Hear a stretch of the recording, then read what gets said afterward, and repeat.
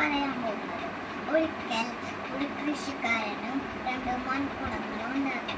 കൃഷിക്കാരൻ എല്ലാ ദിവസവും 2 മൺകുടങ്ങളുമായി വെള്ളം കോരാൻ പോകുമായിരുന്നു. ഒരു ദിവസം വെള്ളം കോരാൻ പോയപ്പോൾ ഒരു മൺകുടം താഴെ വീണു വിള്ളലുണ്ടായി.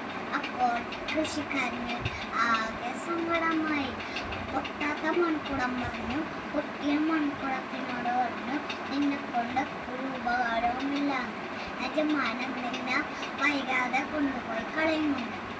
ഇതെല്ലാം കേട്ടപ്പോൾ പൊട്ടിയ മൺകുടത്തിന് സന്തോഷമായി. അപ്പോൾ കൃഷിക്കാരൻ ചോദിച്ചു, ആര് പറഞ്ഞു നിന്നെ കൊണ്ട് ഉപകാരവുമില്ലാന്ന്? ഈ കാണുന്ന ചെടികളെല്ലാം നിന്റെ കുളത്തിൽ നിന്ന് വീഴുന്ന വെള്ളമാണ് കിട്ടുന്നത്, അതുകൊണ്ട് ഞാൻ നിന്നെ കളയില്ലാന്ന് പറഞ്ഞു. ഇതെല്ലാം കേട്ടപ്പോൾ പൊട്ടാത്ത മൺകുടം പൊട്ടിയ മൺകുടത്തിനോട് ക്ഷമ ചോദിച്ചു. ഈ കഥയിലെ ഗുണപാഠം, മറ്റുള്ളവരെ നമുക്ക്